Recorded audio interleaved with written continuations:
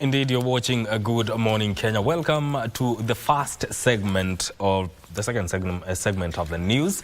My name is Mike Migu. This is People and Politics. And already in studio, my guests are here. On my far left is Wakili Ishmael Nyaribo, who is a constitutional lawyer. Karibu sana to the program. Thank you. And also on my immediate left is Omao Thomas, who is a political analyst. Welcome to the program. Thank you, Mike. All right, and we are going to talk about a few things, but let's look at what is making headlines in our local dailies. And I will start with the Daily Nation. This is the headline splash on the front page. Released by whom?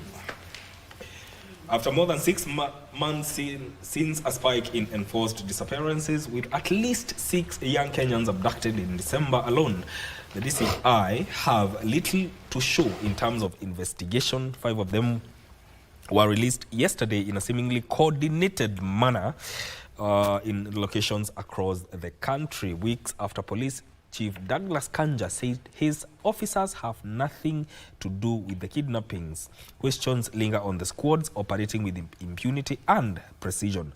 But who are they? Wakili Nyaribo, I want to get your sentiments on all this. What is your take on this? Released by whom? Who is abducting Kenya? Well, you know, maybe, you know, the Inspector General of Police has said yes, he has not abducted them and he has not released them. And there is absolutely no reason to doubt him because he's come on air and he has said he doesn't do it. And the Minister for Security has also, at least the incoming Minister for Security has also said the government is not abducting people.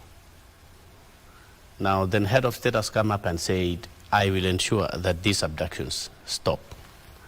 So I think we are left to our own logic to conclude who could be abducting them. I want you to appreciate one thing, Migwi, for your viewers, that there is something we call national security, which is in charge of ensuring that our borders are extremely safe and ensuring that the government or the state is not interfered with.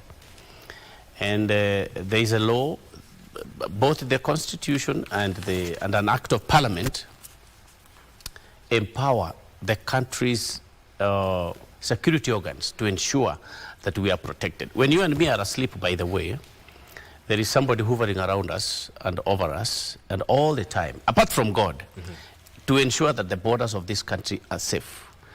So there are certain things they do to ensure that that safety is not tampered with.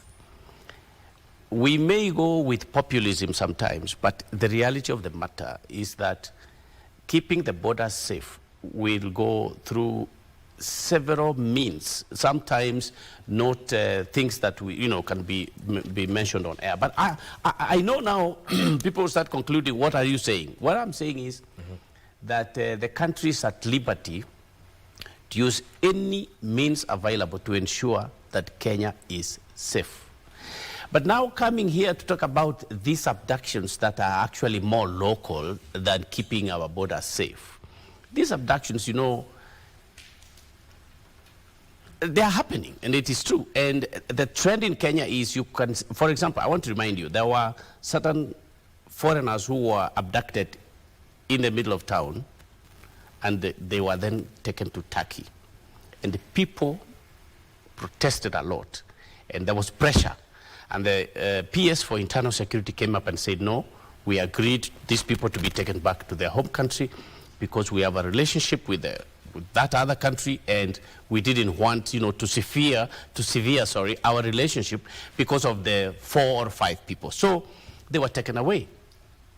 The manner in which they were taken out of town is the same manner that is applied to abduct these young people in the country. Now, when you ask, who is abducting them? If men are coming, they are hooded, and they are brandishing heavy weapons.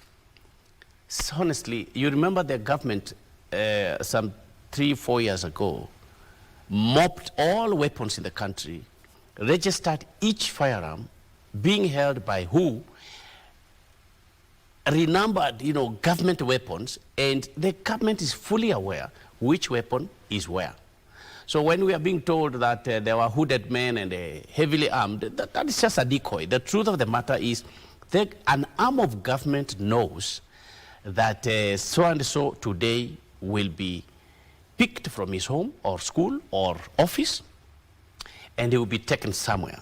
Once he's been taken somewhere, then they do what they have to do. I will tell you for free that if government as such abducts a person, by the way, chances of that person being killed or dying are zero. If the government abducts a person because of fear of internal security, they will take them through a lot of questioning, and once they realize that this person is not a threat to national security, he is simply blogging and just expressing himself in a, say, in an awkward manner, that mostly that person will actually be released. But the problem is not that, Migwi. The problem is that criminal elements who are always at work will always come in between government operations. And this has been confirmed. You remember during the parliament invasion, they said there was a honest Gen Z protest, but certain people came in, of course, to take advantage. And this never stops, because criminals don't take leave. They never go on holiday. They are always looking for a chance to act. So I think what the Minister for Security, the President, and the government machinery should come out and say is, there are certain people we are interested in. We will always have to arrest them. What I think Kenyans are not happy about is the method the government is using to actually take in suspects. Why are you coming to people hooded? You are a government. I am unarmed. You just come to the house, you knock, you say, I am the police officer, this is the OCS for the area, my name is so-and-so, you know me, open the window, see, this is me, come out. People will come out. But now you're coming hooded. Why are they hooded? Because they are not coming from the normal police line. So they are operating outside police. They are not coming under the normal police line. That's why the Inspector General of Police is saying, I am not aware. The rule in the police ranks is when you are going to Kibera, for example, you must inform Kibra OCS. You know, when you are going to Mudangari, you must inform the OCS. But these people operate differently because their mandate, by the way, is under a different act of parliament, and therefore they... Which act of parliament? Well, if you look at, I mean, I don't think I have permission and the leave to mention, you know, the security operations, because I'm not even privy to how they operate. But I am sure, apart from the National Police Service, we have the intelligence in the military, we have the National Intelligence Social Service, NIS. It has an act of parliament that mandates them to operate in a certain way to protect the borders and the security of the country. So, but this is not protecting the borders. This is about agreeable, and I have said that the government. Definitely, yes, I agree with you, and that's why I said there are people who operate on a certain premise simply to perpetuate crime. But why not arrest them and charge them in a court of law? It's what I'm wondering, Migwi. So I've asked the same question, because I mean, if a young person like me is drawing caricatures, you know, like they are showing the president is, I mean, every human being will die. So a person decides to depict the president in a certain manner. That should not annoy anybody so much. Omar, I want to get your sentiments on this, and also in terms of being genuine. How genuine is the police in all this? Okay, thank you, Mike. Whereas I like to respect the opinion of my brother, I like to slightly differ. And this is my point of divergence. Yes. You see, we have a head of state who has come to the public and accepted that abductions are happening on a daily basis. And as the head of state, he has promised us that he's going to do anything within his capacity as the head of state to ensure that these abductions come to an end. Mike, you see, abductions, when we try to have a look at abductions at a global stage, and even in our neighbor here, Uganda, this is actually a strategy that is being used by governments to silence dissidents. I can give an example. In Uganda, abductions happen on a daily basis, and you realize that it's not anyone who is abducted.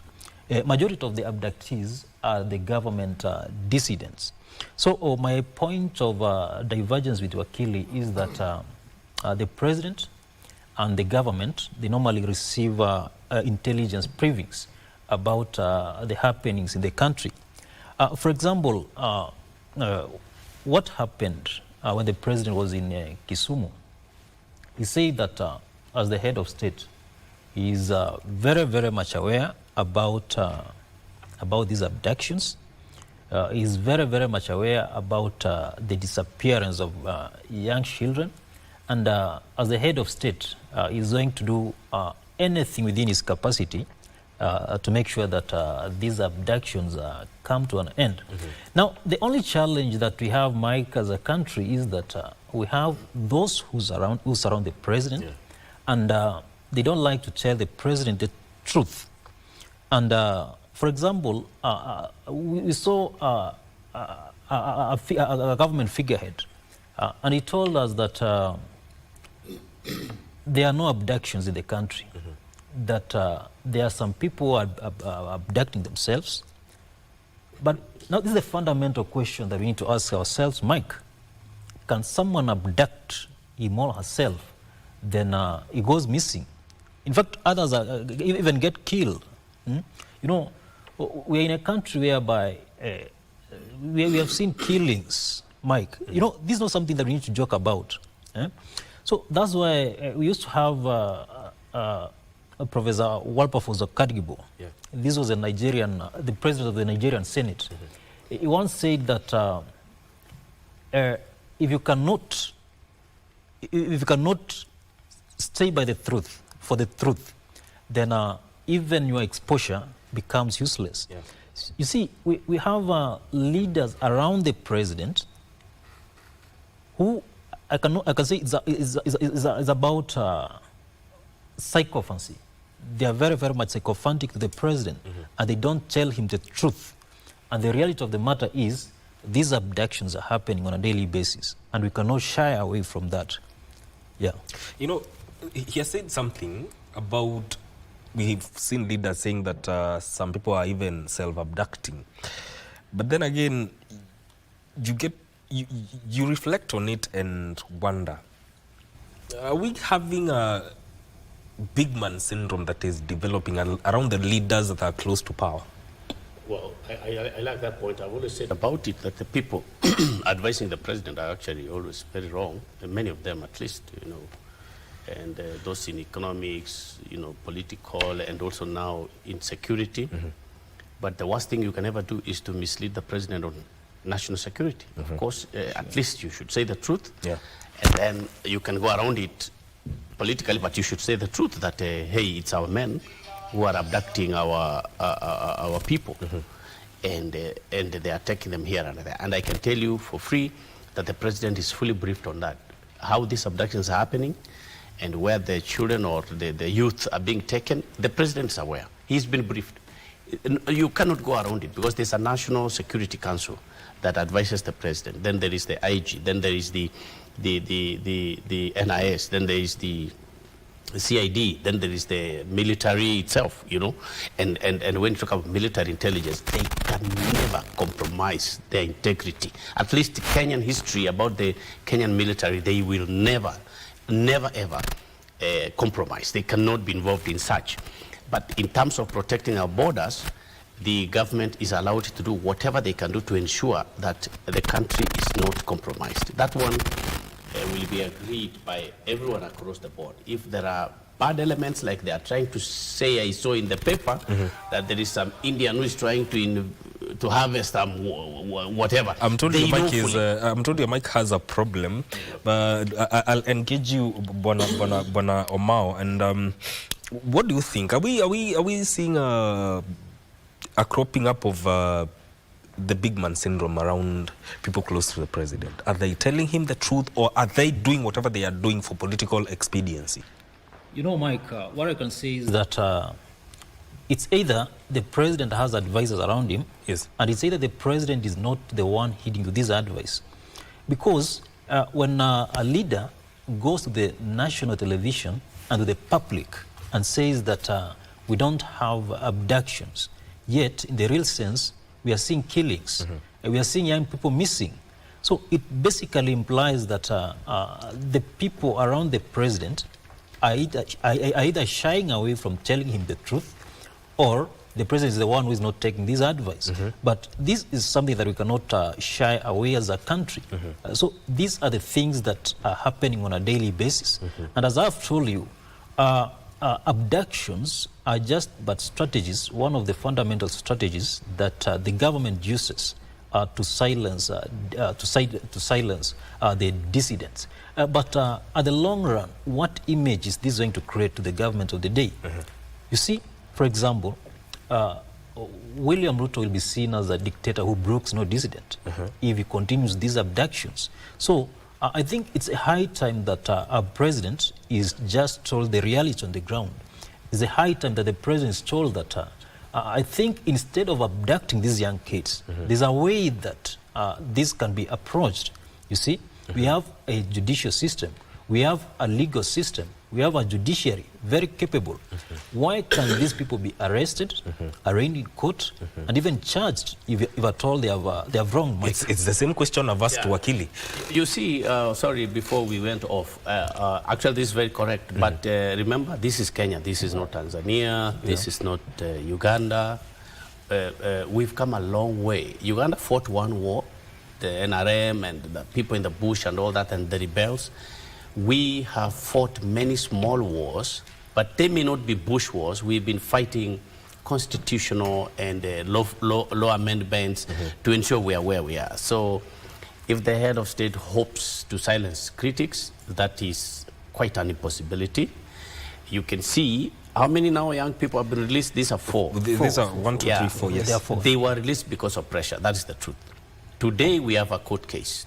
Today, I think we have same case that is being mentioned in Milimani law courts. These issues we are more enlightened than any other economy around here in Africa. So no one is going to, forget this, Oscar Sudi going there and saying, oh, if I was Minister for Internal Security, I would do this. That's okay. I mean, you can say what you want to say as a politician before a microphone, but the truth is Kenyans have moved a certain. I cannot make you 15 years old, Migwi, today. I can never, whether I try. So we have grown to this stature. And the head of state in Kenya today will never be head of state, at least after 7 years from today.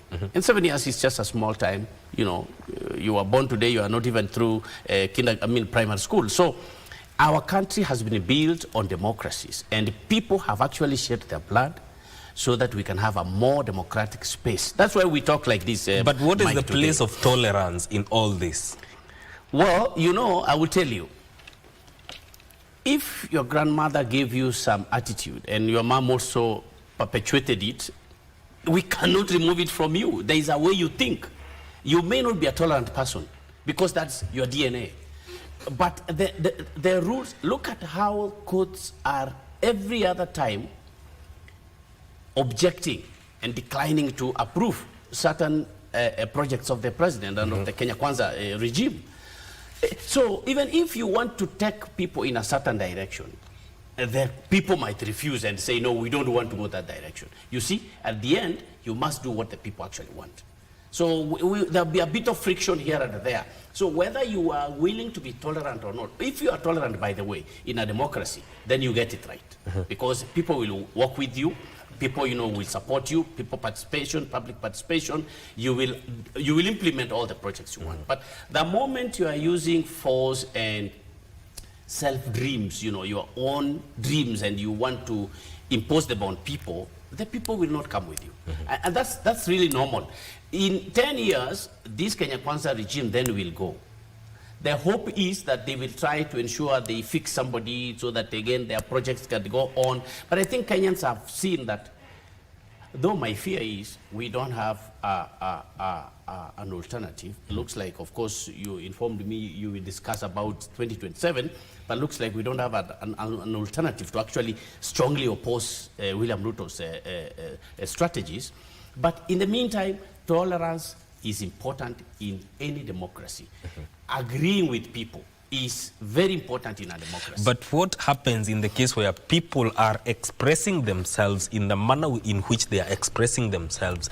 Then all of a sudden they start disappearing one by one. No, that should not be allowed, Mike. I think we have come a long way. We will challenge all these issues in court. We will challenge them in public podiums, in social media. We will continue to say this is the right thing to do. The wrong things cannot be allowed to thrive in this age in time. Okay, the issue of abductions is the same one that is captured on the front page of the Standard newspaper. They are saying queries as captivity, horror tales emerge, dumbstruck and traumatized. 5 young Kenyans freed after a terrifying nearly 2 weeks in captivity received an emotional reunion with their families, but questions abound over who kidnapped them, where they were locked up, and whereabouts of other missing youth. Omao, you know, government has machinery. But then the question that comes, how can the government not know who is abducting these people? Well, that's why I said that I think we'll be lying to ourselves and also to our viewers if we say that the government, with all its intelligence, is not aware about these abductions in the country. We'll be lying to ourselves, Mike. Mm-hmm. And the fundamental and main reason that I've given you is that, you know, even you as a person, you will not be okay, or you will not just be comfortable around someone who is against you in always whatever that you are doing. So here is the government of the day that is trying to implement its policies, and we have critics turning the government left, right, and center, saying that whatever you are doing is not right. When you come with the housing project, we have dissidents. When you come with some good laws, there are people who are always against that. Mm-hmm. So I think this is one of the strategies, but I think those advising the president must now come to the reality and tell the president the truth, mm-hmm. that checks and balances, especially among the citizenry, is something that is allowed. Ours is a constitutional democracy. And I think the earlier the president realizes this, the better. Mm-hmm. Because, you know, at the end of the day, the same government will be put to task to explain the whereabouts of these individuals. Mm-hmm. Mike, if my memory serves me well, we had the former IG of police, Douglas Masengeli. Mm-hmm. He was taken through a court process and forced to produce some of the abducted Kenyans. Yeah? So we cannot just say that these things are not happening. Mm-hmm. They are happening on a daily basis. Yeah. And the government is privy to this information. Yeah. The government is aware of this information. And those advising the president, please tell him the truth, that whatever the abductors are doing is just tainting the image of the government of the day. Yeah. Yep. I know you want to respond to that, but also there's also the aspect of oversight by Parliament. We're supposed to be held accountable by Parliament. And why aren't we seeing this oversight role? You know, Mike, about that, the greatest challenge that we have as a country is that the institutions of oversight, and you mentioned about Parliament. Mm-hmm. You know, this is why someone by the name Baron de Montesquieu mm-hmm. taught us about the question of checks and balances. Parliament as an institution has failed on its oversight roles. Parliament as an institution, and I have to just call out this, Mike. Mm-hmm. You see, like for example, you saw what happened in South Korea. Mm-hmm. Parliament took up the noble role and impeached the president because the president was not up to the task. You see, on the 25th of June, when the young Kenyans, when the demonstrators went to the National Assembly, that one sent a very strong message. And the message was very loud and clear that Kenyans are not only sick and tired, but also lost confidence in the leadership of the National Assembly. Mm-hmm. Kenyans had lost total confidence in the members of Parliament. Mm-hmm. What I can say is that on that particular day, Parliament was impeached. Yes. Kenyans have little or no confidence mm-hmm. in the National Assembly, because if the manner in which they handle issues just raises a number of questions, Mike. Mm-hmm. You see, we have various issues that the legislature should be handling at the moment, mm-hmm. but you realize that they have taken a back seat. And now the fundamental question that we ask ourselves as a country and as a people is this. Is the legislature up to its task? Is it performing its constitutional duties? Yeah. You see, since the inception of a parliamentary policies in this country, whatever that happened on 25th of June, Mike, is something that that must not be forgotten by this generation and also the coming generation. So when Parliament fails to perform its constitutional duties, when it fails to perform its roles, now that's what has brought us to where we are as a country. You see, we have parliamentary committees that are supposed to question the IG of police, the minister, the CS Interior, to explain some of these issues. Yes. But now they have failed to perform their roles. So why are we not seeing this oversight role play out? Well, to be honest, I think that Mr. Omar has put it correctly, that Parliament is the last organ you want to trust in oversighting, at least from the finance bill to the way the crime has escalated in the country, in the abductions. They have not said anything. What they do normally is to go to funerals and try to really talk loud about their own differences and sort of quarrel, literally. They heckle and quarrel in public. You saw what happened in Bungoma. I mean, you can't imagine that leaders can go to that low to turn a funeral into a place where you want to, just you want to bark like a dog before your owner, really make a lot of bad noise. It embarrasses people, by the way. I don't even know if the members of parliament know they actually embarrass us when they say certain things. You feel really totally embarrassed. Mike, abductions are normally criminal in nature. If you look at abductions are normally criminal. By the way, it is organized criminals who actually abduct people. When you look at those abductions in Brazil, when you look at what happens in Somalia, when you look at how terrorists operate, they abduct people and then they claim that a group comes up and says, we are the ones with those people. But government cannot use criminal methods to even silence dissidents. Okay, hold on that point. We take a very short break. We come back and finish on that. Don't go too far. This is Good Morning Kenya.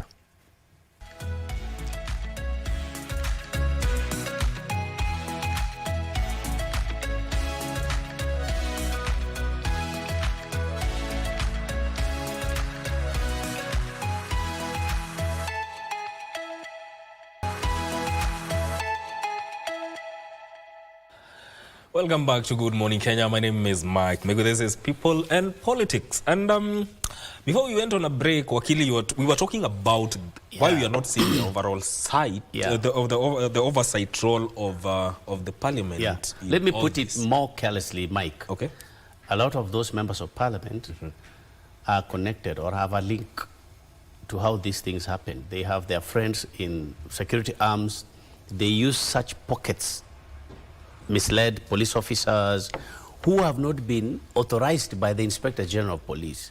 So they just talk somewhere in some club and they form a squad, and the squad starts abducting people. And that's why you see the Inspector General telling you, of police telling you, we are not aware. But there is NIS and therefore when you say investigate these things and yes, so now establish NIS now, if now we demand for a report, for example, the courts give such orders, NIS will give you a report. And it is true, the report will be exposing a lot of police officers who are clandestinely being used. But again, I will tell you for free, the way leadership and management works, they will not bring that report to us, because it will be showing a lot of cracks within the police sectors. So the best thing to do, as I was telling you, it's important for Douglas Kanja, as he has said, that he's not involved. It's important for him to come heavily against those police officers who are being used to mask themselves and abduct people. And as I was telling you, abducting is actually a criminal offense. Abducting is not arresting, it's not summoning a suspect. Abducting is a method used by criminals. Terrorists use this, and also criminals use this against business people. I remember someone in Tanzania one time was abducted by business rivals. Abductions happen in the villages, in homes, by criminals. Police do not abduct. The reason why police abduct is because they are sure that the people they are trying to arrest or abduct cannot be charged in a court of law and sustain a crime which actually can finally lead to a conviction. So they use these methods, like my brother said, to intimidate and silence the dissidents. And this is totally objectionable and unacceptable under UN treaties and under our constitution. That's why you see many countries will support the youth when they are freely expressing themselves. I mean, presidents all over the world, Mike, are abused. I don't know why Kenyans hate being insulted. I mean, presidents all over the world, that's just a way of, in fact, you should disregard it, because when you are insulted, the person insulting you is probably more lesser in status than you are. I mean, why is he insulting you? So don't use the word insulting to really try to terrorize the whole country. I can tell you, for example, imagine you look funny. That's me, that's my imagination. It is not gazetted anywhere that what I have said is correct. So if we depict cartoons that talk like this or like that about you, it means nothing. So that is what is democracy. I think that the people in government need to grow up. The men and women in State House around the president need to grow up. They need to tell the president, Your Excellency, we will find out how to get good bloggers to counter this, so that now everyone can see that we have grown to this stature. But to abduct people using criminal methods is actually going to take us back to a country which we do not like. Okay.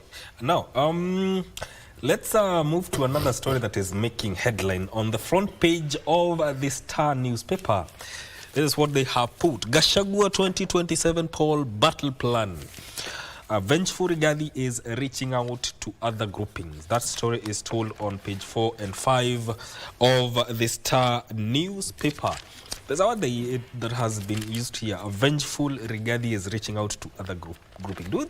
Let me start with you. Do you think the former deputy president is vengeful politically in all this, based on the happenings or what he's doing across the country? Okay, Mike, this is my opinion about that. I can say that our former deputy president is as angry as an injured tiger. A reason, you can remember how he was hounded out of office. Yeah. In the last few months, and whatever that is trying to do is to make sure that he revenges against his former boss, the president of the Republic of Kenya, and he's seriously doing that, Mike, and without any fear of contradiction. I want to say that the former deputy president has taken serious inroads, especially from his Mount Kenya region, where he comes from. And from where I sit, Mike, I want to objectively mention that Rigathi Gachagua, the so-called truthful man, will have to give William Ruto a run for his money when it comes to the 2027 elections. And I think the president is watching this show, Mike. Yes. In the past few months, we have seen President William Ruto making inroads in Western and also Nyanza regions, which is Raila Odinga's political bastion. Believing that Raila Odinga is going to win the AUC chairmanship, that is most probably, I think we'll come to that topic, Mike. But this now raises a serious question. Here we have a basket full of votes from the Mount Kenya region. You know, they voted as a bloc in the last elections. And the so-called truthful man says that he's the one who delivered that vote to the president, which is true, Mike, because we had a former president, Uhuru Kenyatta, who had told the people of that particular region that they should support Raila Odinga in that elections, but they went against the former President Uhuru Kenyatta and embraced what Gachagua told them. So what the former deputy president is currently doing is trying to mobilize that particular region and inform them that they had made a serious mistake of electing President William Ruto. And the people are seriously taking that message. That message is home, as we are currently speaking. Okay. Unless and otherwise, Wakili or any other listener has a contrary opinion. Wakili, as you give those sentiments, will the deputy president be able to maintain that momentum, given that 2027 is almost 2 years away, give or take? Yeah, first and foremost, I believe in people management and a good political strategy. That vengeful word must be removed from Gachagua. Gachagua must remove that notion that he's trying to avenge. If he removes that, then he goes forward with a clear mindset of how he can then give Ruto a run for his money. But again, it has been said that Gachagua is not very strategic when he's approaching his issues. He simply comes out and says what he wants to say as a truthful man, as he has called himself. So, so maybe he's trying to ignite, trying to really excite the masses, trying to create some good fire around him. That is different from when now it comes to consolidating votes. He has the mountain. The mountain is not behind Gachagua because of him. The mountain is behind Gachagua because they have a common philosophy as Mount Kenya, and they don't like to be separated. And as you can see, Kenya Kwanza is trying its level best to divide Mount Kenya. But in terms of, because you ask whether he is really ready to face Ruto in 2027, there is no other politician today who has given people the confidence that they can face Ruto, except Rigathi Gachagua. But will he be there? Because he has an impeachment issue. You see now, that is where the problem is. Which now brings another question. Is he better off as a kingmaker or as a candidate?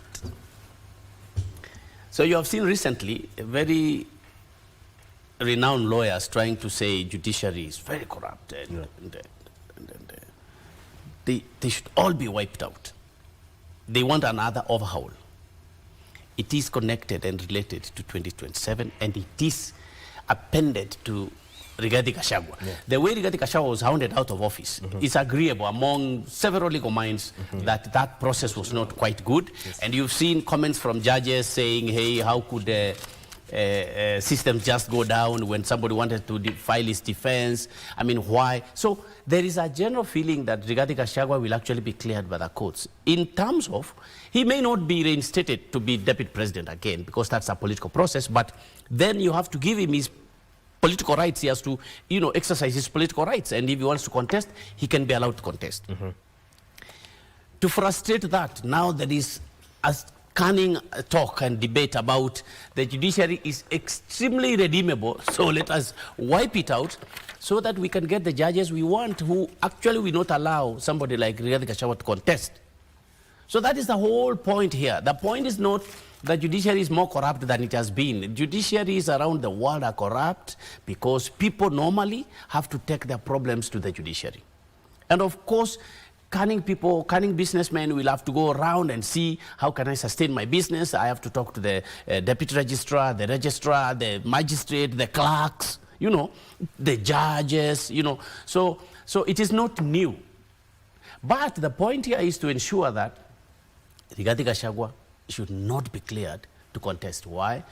If Rigathi Gachagua were to contest, he is the only human being standing, Mike, who can actually give Ruto a honest run for his money. Another person who was to do that, of course, was Fred Matiang'i. But as you can see, Fred was scared of the country and he could not stay around and actually, make networks and then give. But why are these two people very much alike in terms of giving Ruto a run for his money?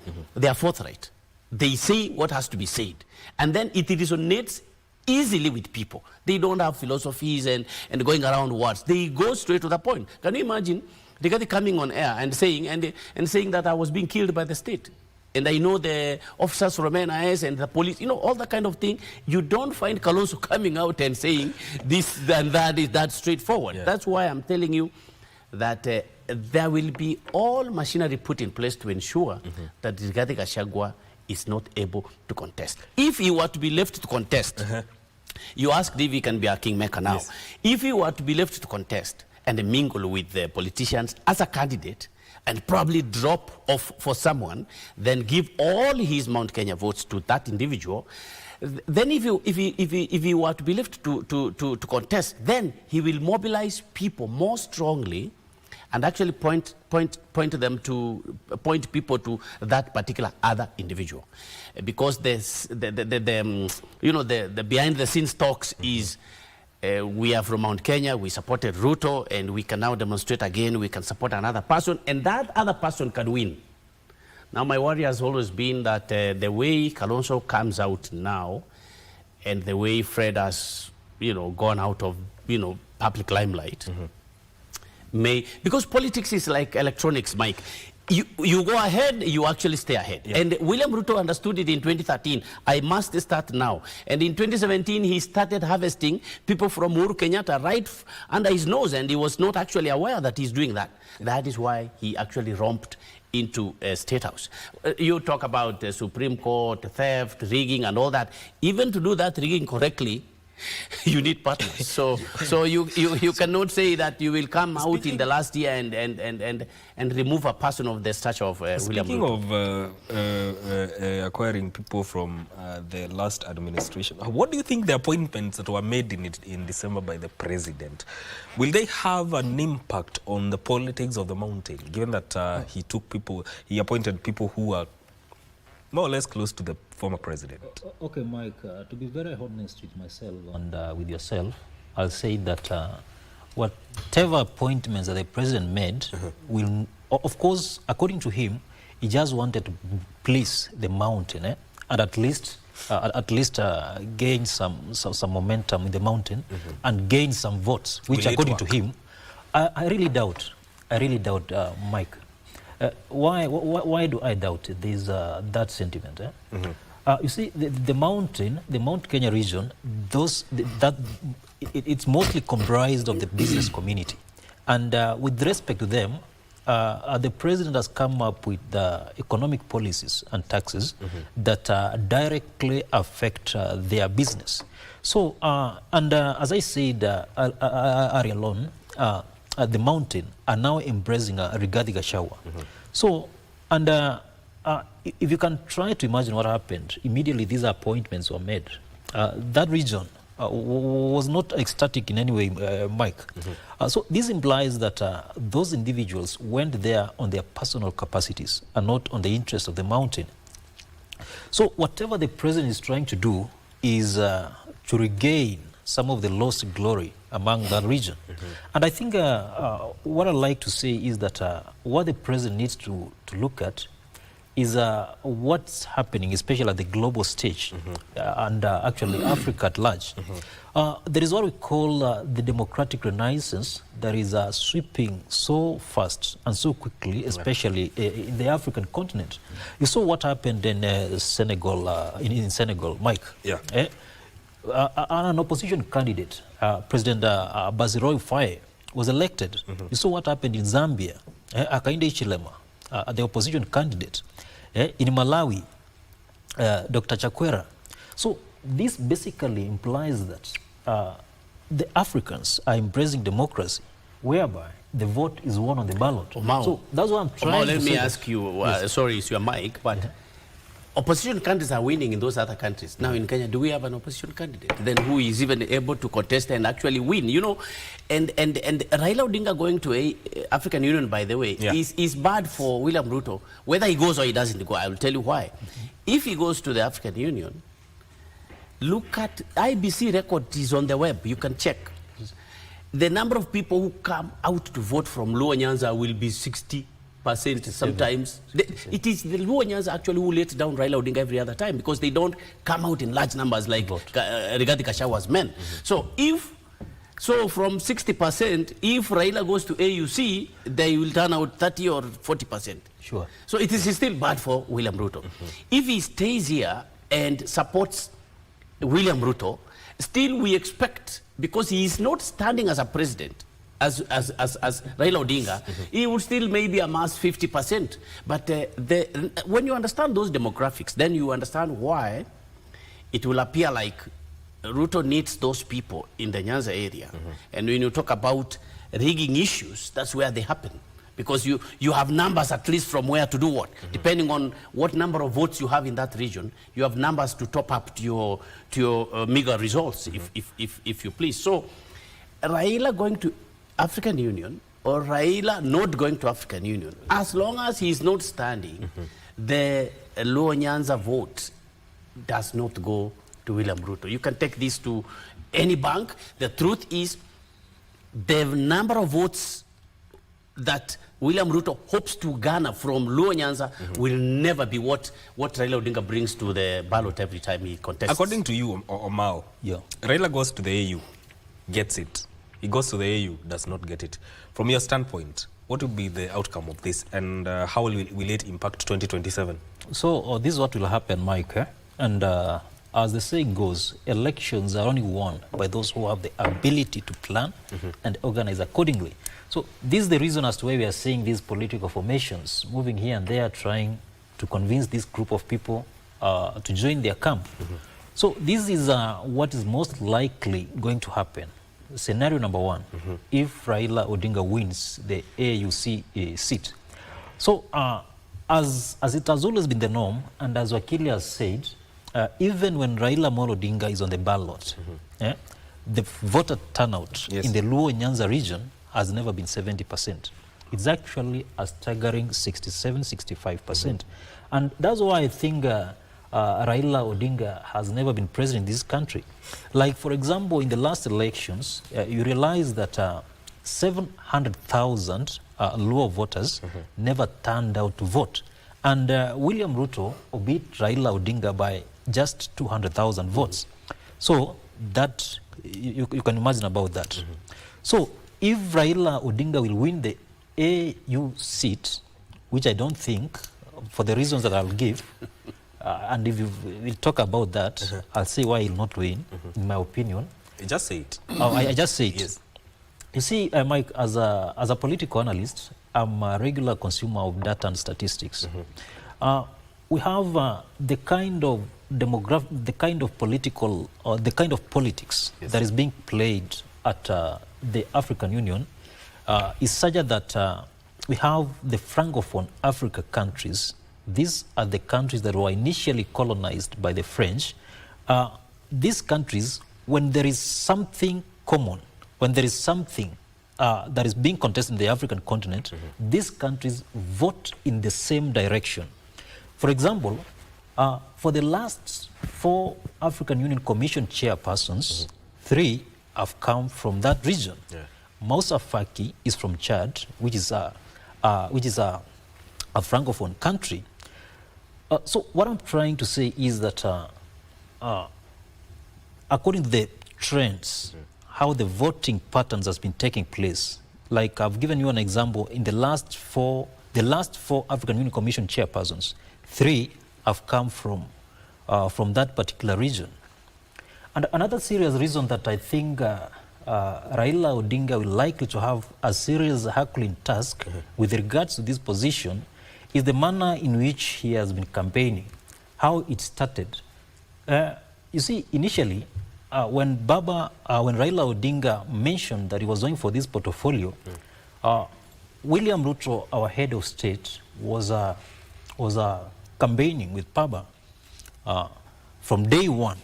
And what is the general image of President William Ruto when it comes to the African politics?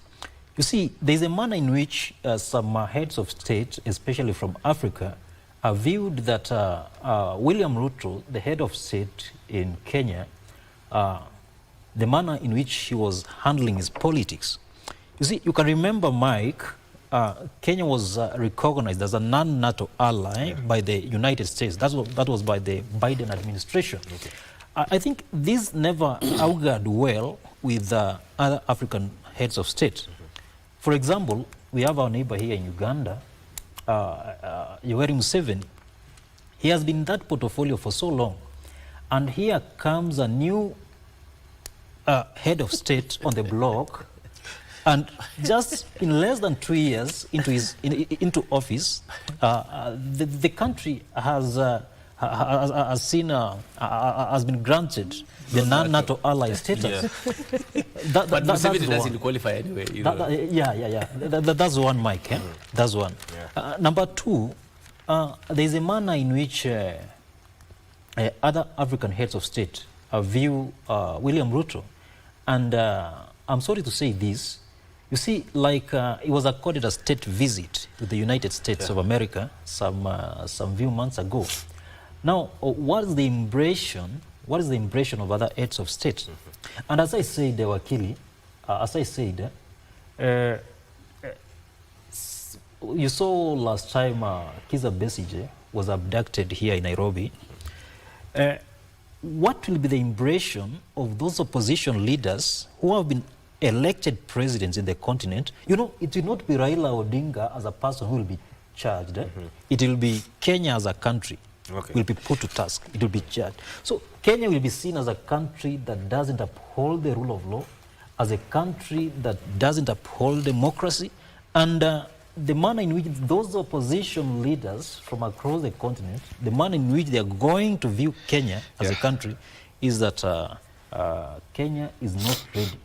For me, Mike, I think Raila has more votes, but I think that African presidents might decide to favor Kenya and say, we don't need this guy here, we need him there so he can contain the situation in his home country. But in terms of votes, I think he has more than his contender, the other two contenders. But I think that the mood in African region is that let Raila sort Kenyan mess more than over here. So, but in that case again, I can tell you for free that Raila could come back and galvanize people. I don't know if you will agree with Rigathi Gachagua. There is no permanent enmity in politics, as you have seen now already.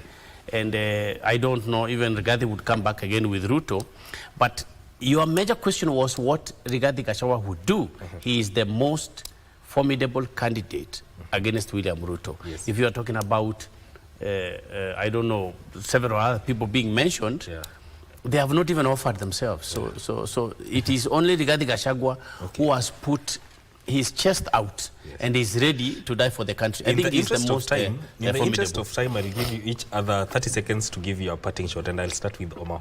What I want to say is that Kenya as a country, what we need currently more than anything else is a peace of mind. A peace of mind in the sense that we have a favorable working condition, a favorable environment, whereby we don't have demonstrations, we don't have civil strikes, so that each and every Kenyan will get that opportune moment to go out, hustle, and earn a living. That is what I want to say, Mike. All right. Wakili? I think Kenya should stop all abductions, and we must appreciate that the reasons why youth and citizens are really criticizing the government is because of the space in democracy which we have, and there should be no imagination that this criticism will stop.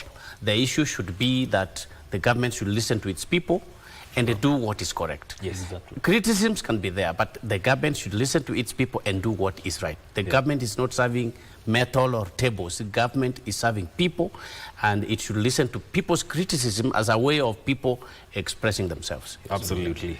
Gentlemen, thank you for making time. That is Wakili Ishmael Nyaribo, who is a constitutional lawyer, and Bwana Thomas Omar, who is a political analyst, joining us here on Good Morning Kenya. My name is Mike Migwi. This is where we end this segment, but don't go too far. Good Morning Kenya continues after this short break. Good morning.